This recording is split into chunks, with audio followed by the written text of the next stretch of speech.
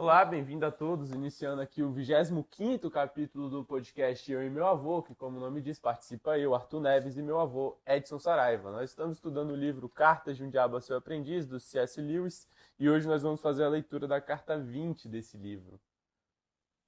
E se eu quer falar alguma coisa, podemos começar.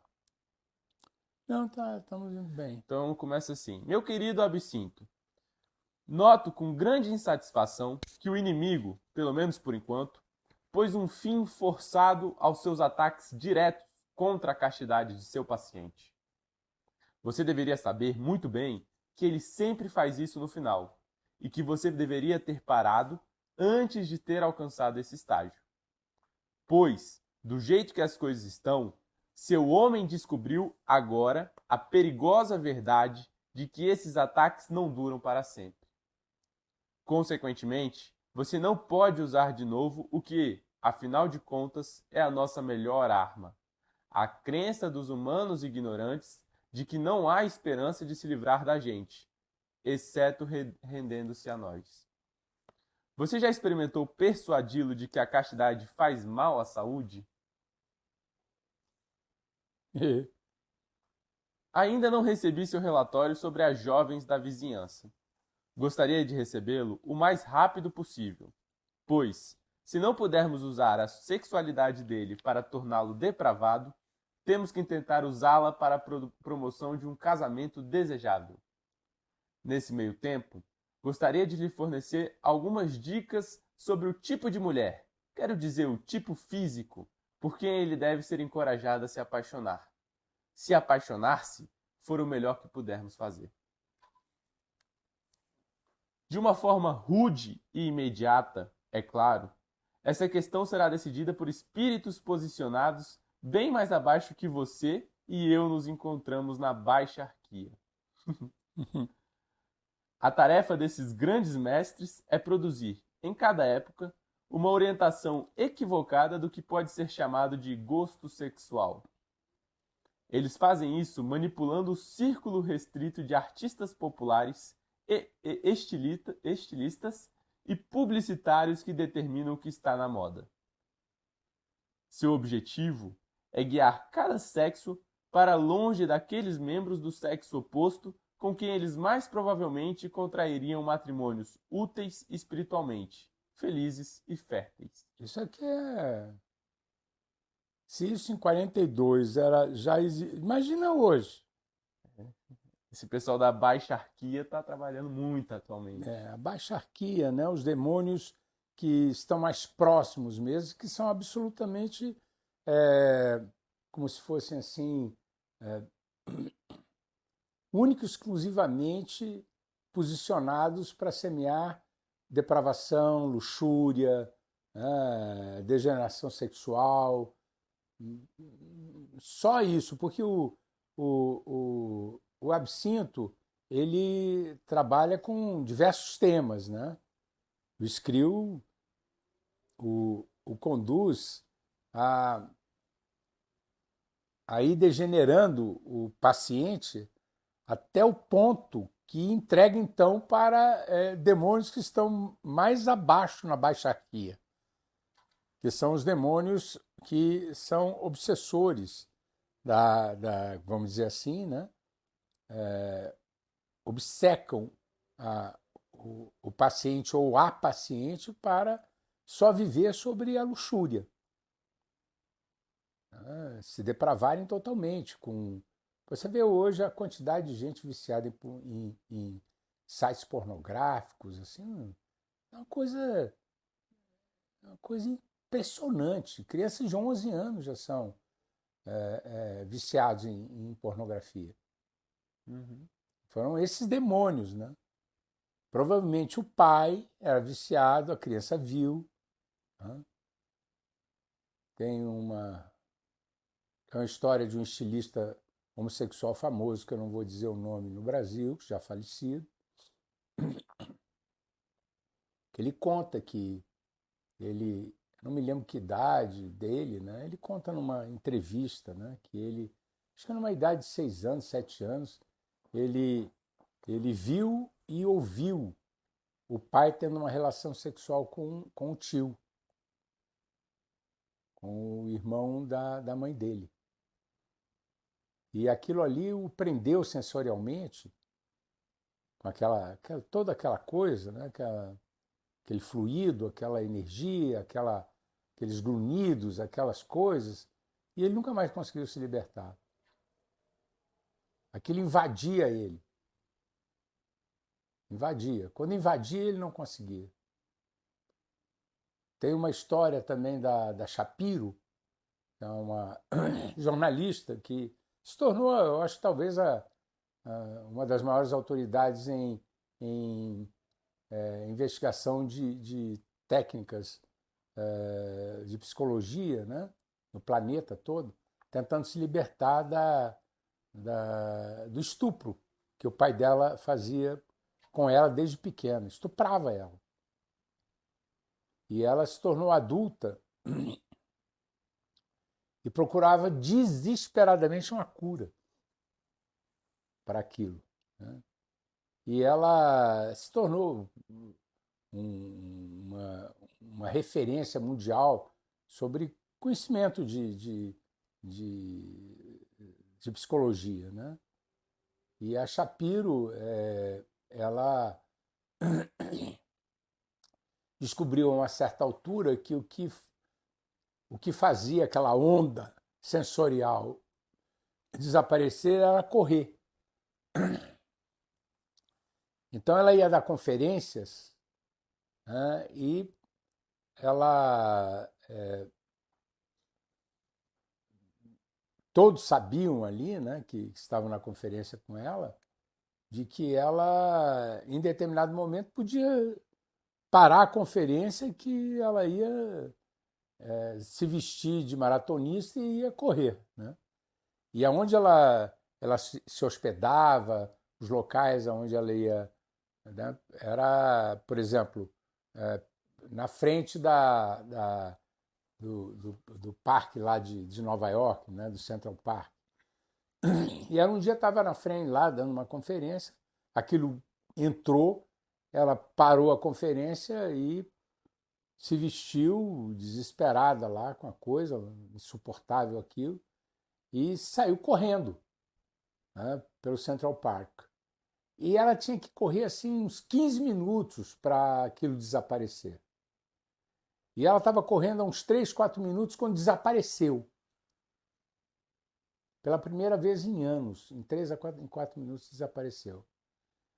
Aí ela procurou um neurocientista, um amigo que seguia ela nas pesquisas, e eles começaram a estudar por que tinha acontecido aquilo. Quando ela estava correndo, ela tem uma ponte, né, no Central Park, que ela estava correndo na ponte, né, sobre a ponte, e embaixo tem 2 passarelas embaixo, paralelas e ao lado da ponte, né, que vinham 2 pelotões de corredores correndo paralelamente. E ela, quando passou aquela ponte, sumiu. Aí eles foram pesquisar o que era. Movimento dos olhos, Arthur. Os olhos dela, ela correndo, veja bem a cena, ela correndo reto, e os olhos olhavam para um lado, olhavam para o outro para seguir os maratonistas. Faziam como se fosse um ping-pong, né? E aí, quando ela chegou do outro lado, sumiu. E ela criou uma técnica, Eyes Movement Desensitization, Eyes Movement Desensitization and Reprocessing, uma técnica de liberação de trauma através de movimento dos olhos e movimentos opostos, que hoje é o famoso MDR. É das técnicas mais usadas no mundo para a resolução de traumas. Então, a coisa do sexo, né, e desses, mais abaixo ainda da baixa hierarquia, né, que estão só pensam não é pensam, eles nem pensam, eles são aprisionados naquilo e é para aprisionar seres humanos. e nunca esteve tão forte no Ocidente. E no Brasil é um negócio. Aqui é a cidade do bunda lelê, né? O país do bunda lelê, né? Vai perguntar no mundo o que é o brasileiro, é samba e bunda. E você vê as mulheres brasileiras se vestindo de uma maneira assim absurda. Você vai nos casamentos, até em religiões, você vê, rapaz, o que é isso aqui? O que é isso aqui? Meninas, senhoras. Um dia desse eu fui num casamento de uma senhora de uns 70 anos de idade, eu acho assim, com a saudade de alguma coisa que ela nunca teve. Ela estava vestida de um jeito que eu digo, meu Deus do céu, como é que uma mulher que se diz religiosa está vestida desse jeito? São os demônios da baixaria, da baixa hierarquia. Aí você tem os estilistas, porque ele coloca aqui, vê como ele coloca, né? Diz aí o que ele coloca. Eles fazem isso manipulando um círculo restrito de artistas populares, estilistas e publicitários que determinam o que está na moda. Isso. E vai que nem uma endemia, vai que nem é uma... assim como o Werther, né, que a gente falou no anterior, né, que houve uma contaminação psíquica que levou centenas de jovens se matarem, porque Goethe queria fazer uma crítica às castas sociais que existiam na Europa, e o Werther era de uma, entre aspas, de uma casta menor que a Charlotte, que era de uma casta mais alta. Haviam castas, né, mas separadas não por título de nobreza, mas sim por dinheiro, né? Então ele jamais poderia tê-la. Aí ele se matou pelo romantismo, né? Agora já modificou, que agora é realmente um pandemônio a mulher, às vezes, a moça, ela se veste de frente, está coberta, né? Tá até a golinha e tudo mais, num casamento. As costas, totalmente nuas, até a entrada ali daquela... vai até o V ali do bumbum. Até o V do bumbum. É uma coisa assim, mas na frente está limpa. Nas costas, um absurdo. Né? E ainda dizem o seguinte, que se o cara, homem, né, o macho, o tóxico, né, macho tóxico, né, olhar para ela com desejo, a maldade está no olho dele, não na roupa dela. Ainda tem esse zum aí que o Screwtape mandou aí. Colou esse slogan. A mulher tá pelada, cara. Você vai para uma academia. Se você olhar para o lado, rapaz, velhas, velhinhas, moçoilas, tudo com aquela... não sei o nome daquelas roupas, né? Legging, né? Que usa. Como coladas, né? Legging. Legging é o nome daquilo. Claro que foi. Quem desenhou aquilo? Screwtape. O Screw que desenhou aquele trem. E mandou o absinto colar nos publicitários, nos estilistas, nos cantores da moda. E colou.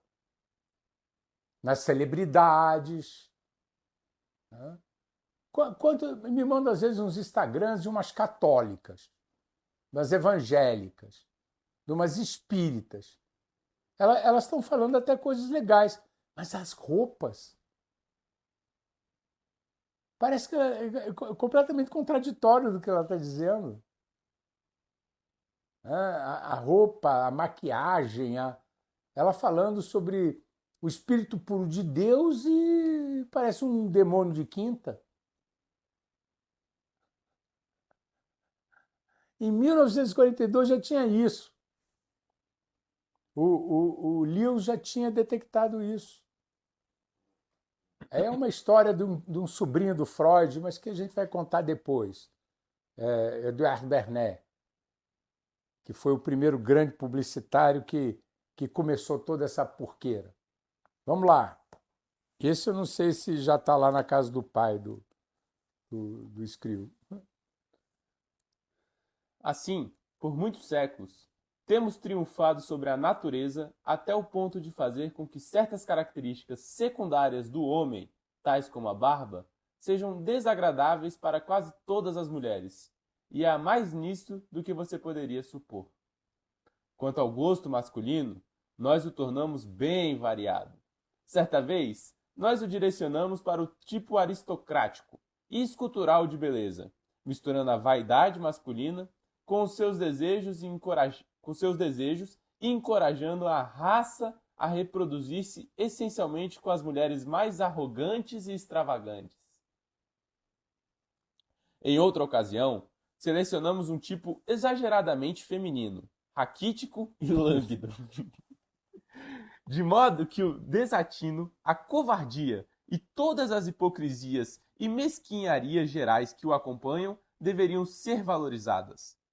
Atualmente, estamos no rumo inverso. A era do jazz sucedeu à era da valsa.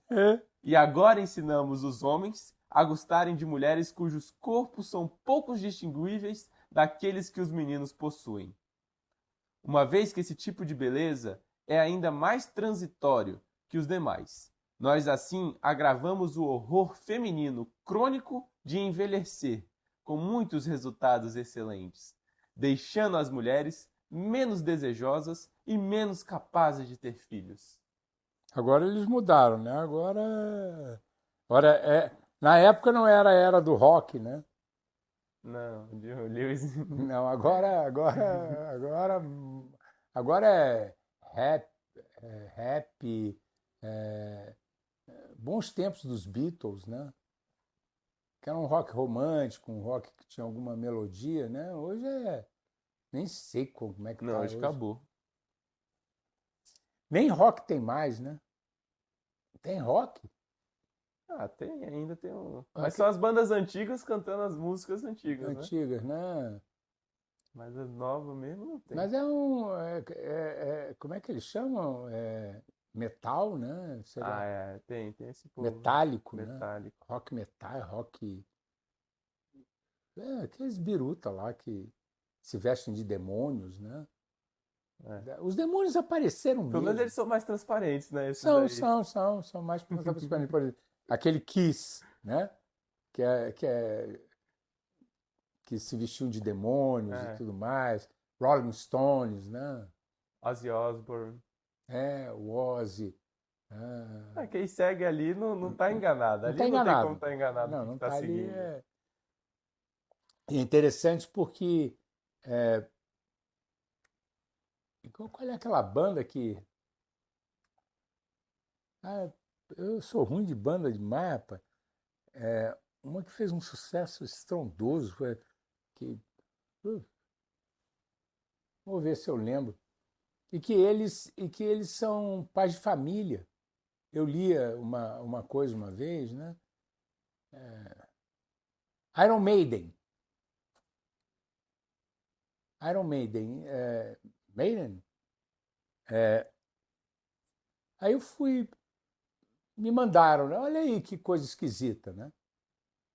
Os caras são os demônios no palco. Fazem... São pai de família, criam gado, ovelhas. O que é o show business, né? Eles têm um avião deles e tudo mais, levam a família. O negócio é muito perturbado, velho. O Screw Tape e o Absinto não são amadores. Não são amadores, né?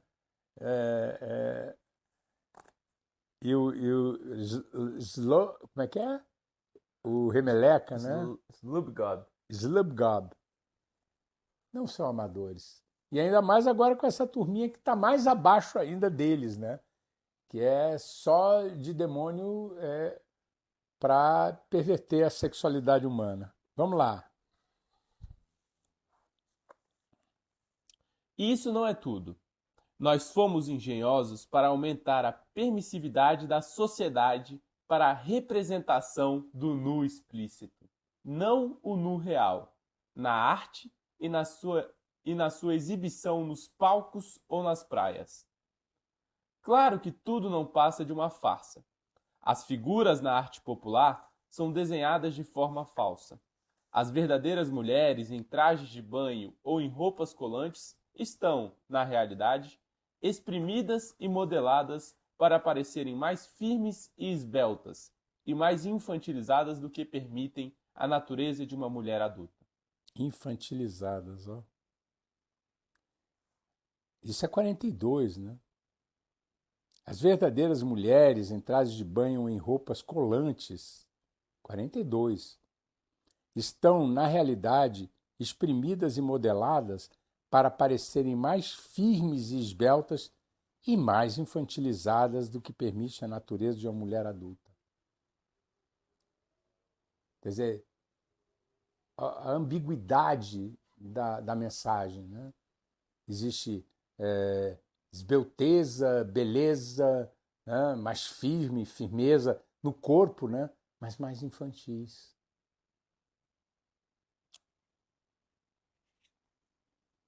Entretanto, ao mesmo tempo, o mundo moderno é instruído para acreditar que esteja sendo franco e saudável e regressando ao seu estado natural. Ah, que frase!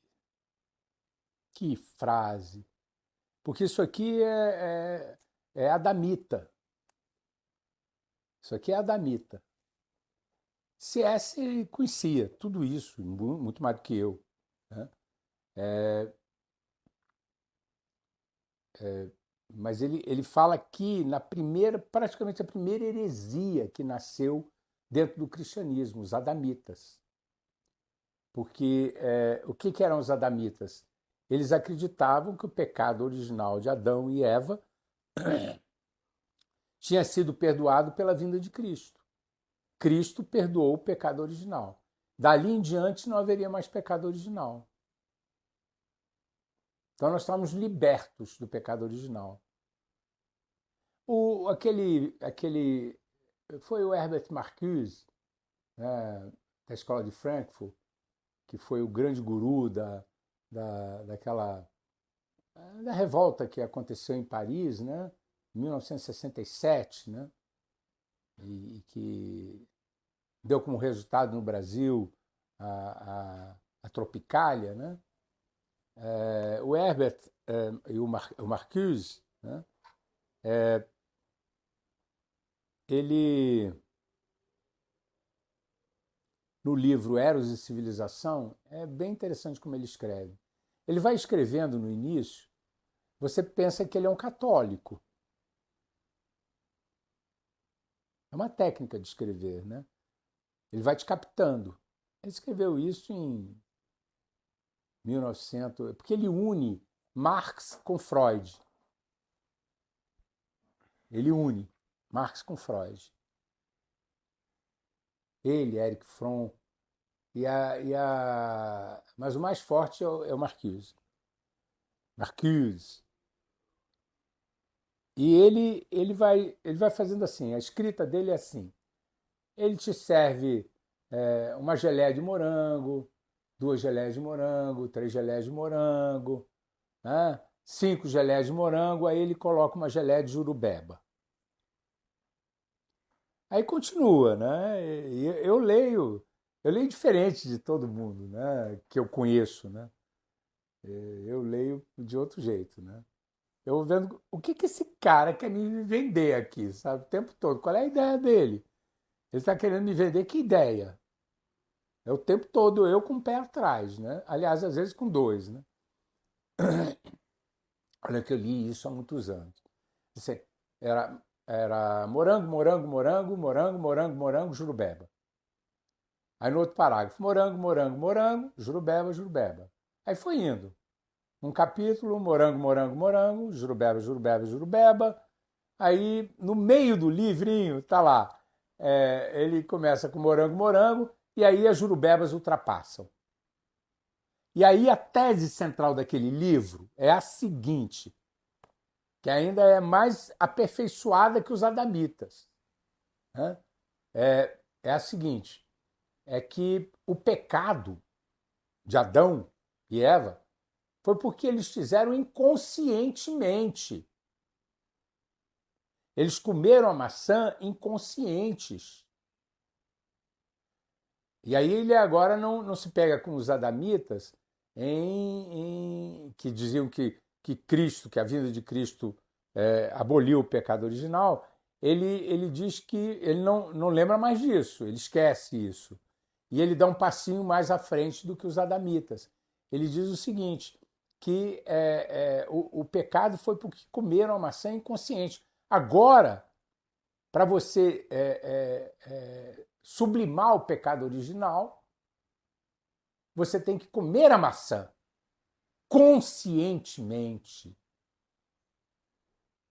Quer dizer, você tem que pular para a gandaia. Não existe pecado lado debaixo do ecoador. Consciente.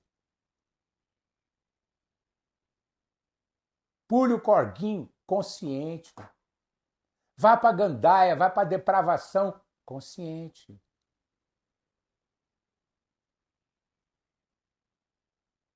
Use o livre-arbítrio. Consciente. Marcuse.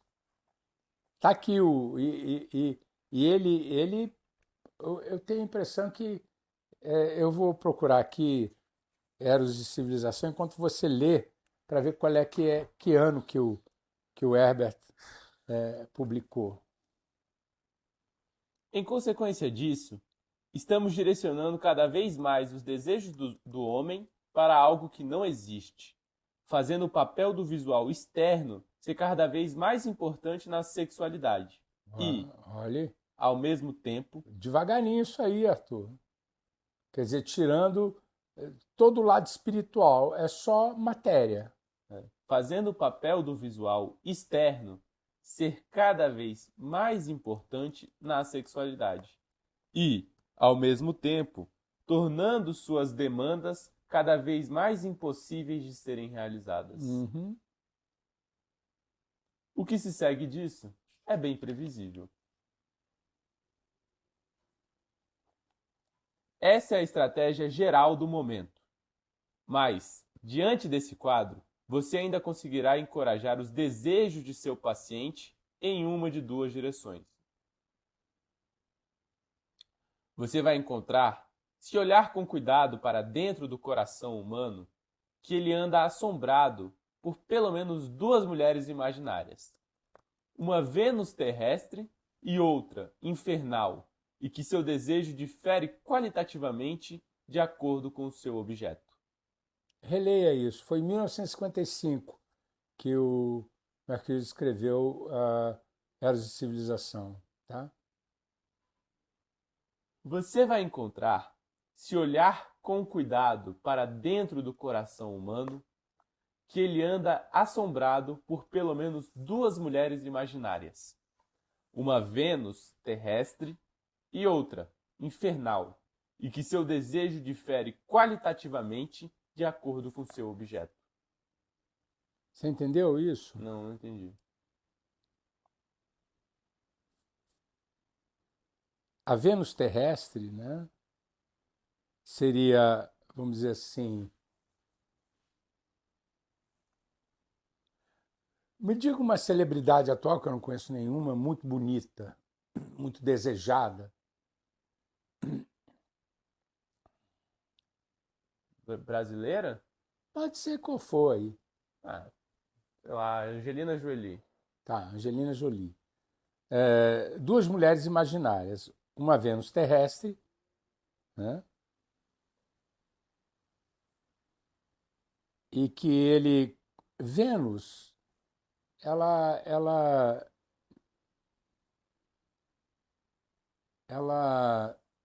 tem algumas características de uma...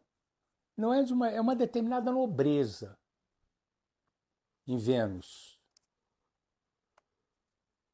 Vênus tem uma determinada nobreza, a deusa grega, né? Uma deusa grega, né? Que tem uma determinada, ela é filha de Zeus, né?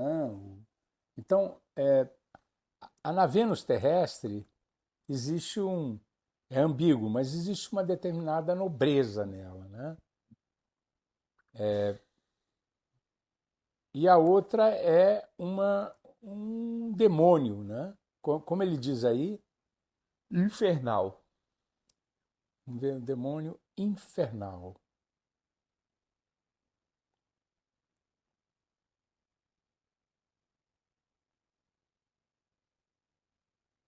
Aqui, ó.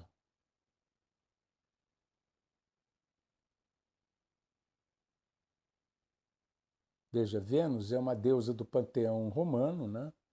Que era Afrodite no panteão grego, né?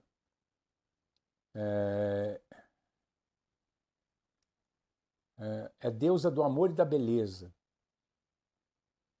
sendo também conhecida por seu conhecimento, tendo sido assimilada a Vênus romano como uma deusa local do comércio. Então passa também a ser uma comerciante, né? Em Roma. O mito do nascimento conta que surgiu de dentro de uma concha de madrepérola, tendo sido gerada por espumas. Em outra versão, é filha de Júpiter, né? Zeus e Dione.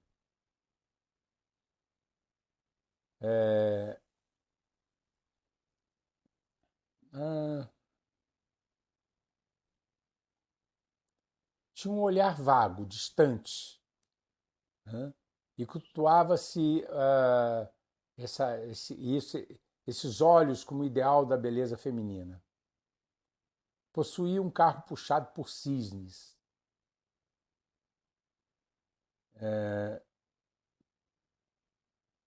E misturava erotismo, beleza, com amor, né?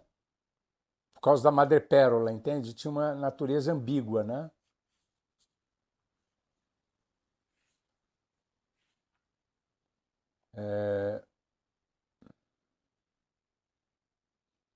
E aí? É interessante estudar esse mito, né? Porque eu gosto mais de estudar a partir de Afrodite, né? Vênus já é algo romano, já tem conotações romanas. Afrodite, a mãe de Eros, né? Vale a pena estudar isso, porque ele traz dentro desse sentido da ambiguidade da deusa, né? É. E ele, na verdade, ele fala que uma Vênus é terrestre e outra seria uma Vênus infernal. É. Os tipos de mulheres. Pois é, a ambiguidade de Afrodite, que é o nome original, antes dos romanos que deram esse nome de Vênus, né? A partir do mito de Afrodite. É interessante a gente dar uma olhada. Eu tenho umas 5 bons livros sobre Afrodite, sobre mitos, né? Como eram ali mesmo, tenho aqui na nossa frente, tenho alguns. Mas vamos lá, vamos em frente. Há o tipo de mulher que desperta no homem desejos tais que o tornam receptivo ao inimigo, prontamente misturado com a caridade, prontamente obediente ao casamento e colorido por aquela luz dourada da reverência e da naturalidade que nós detestamos. Há outro tipo que Tá ele raro, hein? Ih, tá raro, mano.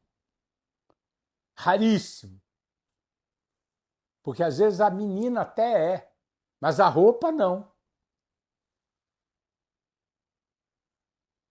Há outro tipo que ele deseja brutalmente e que deseja desejar brutalmente.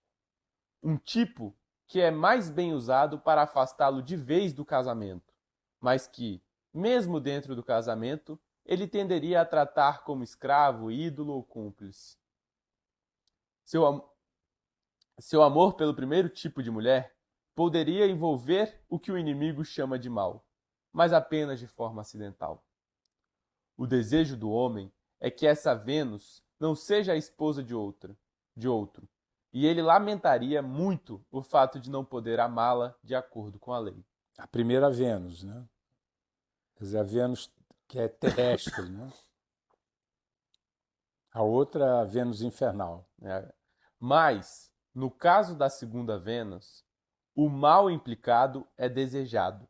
É o sabor picante que ele está buscando.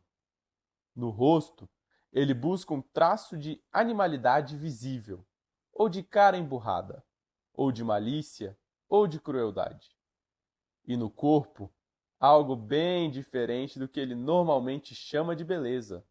Algo que ele pode até, num momento de lucidez, descrever como feiura, mas que, pela nossa arte, pode ser aproveitado para exasperar uma obsessão particular. É muito aqui as tatuagens. É interessante isso, né? As tatus, né? As tatuagens. Ninguém em sã consciência pode achar que aquilo é bonito.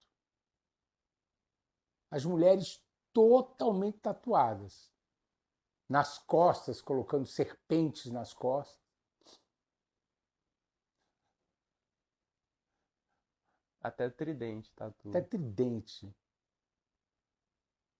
Essa é a Vênus demoníaca, né? Muitas vezes na frente a Vênus terrestre, o vestido tampado e tudo mais, manga comprida para não ver as tatuagens. Nas costas a Vênus dos infernos. E elas não têm a mínima ideia. A mínima ideia. E a tatuagem é um voodoo obsessivo. Tatuagem gera voodoo. Tem um filme maravilhoso. Já comentei ele aqui, vou recomentar. Quero encontrá-lo. Kirk Douglas e o Briner, né? Briner, o careca, né? E ninguém fazia melhores vilões do que o Will, né? É um filme do Júlio Verne. O Júlio Verne escreve somente dois livros assim que a gente pode dizer que não são de ficção científica, né? Três, né? Volta ao Mundo em 80 Dias, não era ficção científica. 2 Anos de Férias, não era ficção científica. E esse chamado Farol do Fim do Mundo. E eles fazem um filme sobre o Farol do Fim do Mundo no Cabo Horn. Não é filmeco desses aí que você vê de defeitos especiais, não. Ao vivo e a cores. Como é aquela corrida de bigas que tem entre o Charlton Heston de um lado e como era o nome do ator do outro, meu Deus? O grande inimigo dele, o Romano, um ator famoso também. Aquela biga, aquela corrida de bigas ali, naquele filme Ben-Hur, o primeiro filme Ben-Hur, é ao vivo e a cores. Não é montagenzinha, não. E acontece lá no Cabo Horn, que é ali no cotovelo da passagem do Pacífico para o Atlântico, eles gravam lá. O Farol do Fim do Mundo é lá.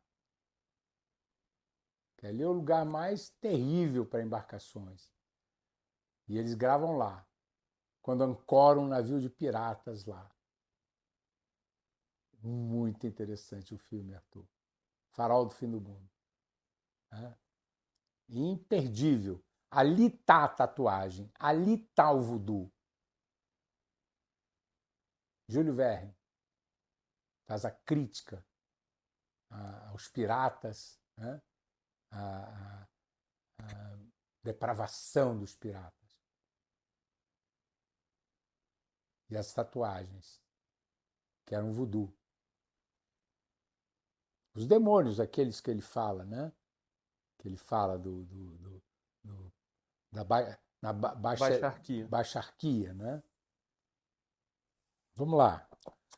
A verdadeira utilidade da Vênus infernal é, sem dúvida, servir de prostituta ou amante. Mas, se o senhor homem for cristão e se tiver sido bem treinado nas bobagens sobre o amor irresistível e perdoador, ele pode muitas vezes ser induzido a se casar com ela. Isso vale a pena ser provocado. Você terá falhado com relação à fornicação e ao vício solitário, mas há outros métodos mais indiretos de usar a sexualidade do homem para levá-lo à ruína.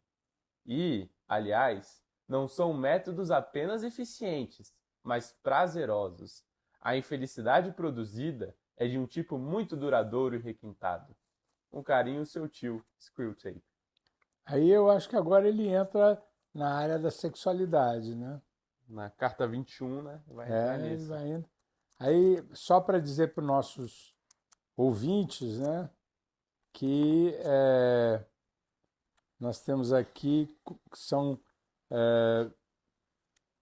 31 cartas. Ainda temos 11 na frente, né? E Isso. para concluir, já que falamos em Eros e Civilização do Marquise, nós não podemos deixar de relembrar o dito de Freud, a epígrafe de Freud no seu livro que é considerado, que iniciou a psicanálise, que é considerado a grande obra de Freud, a interpretação dos sonhos, né?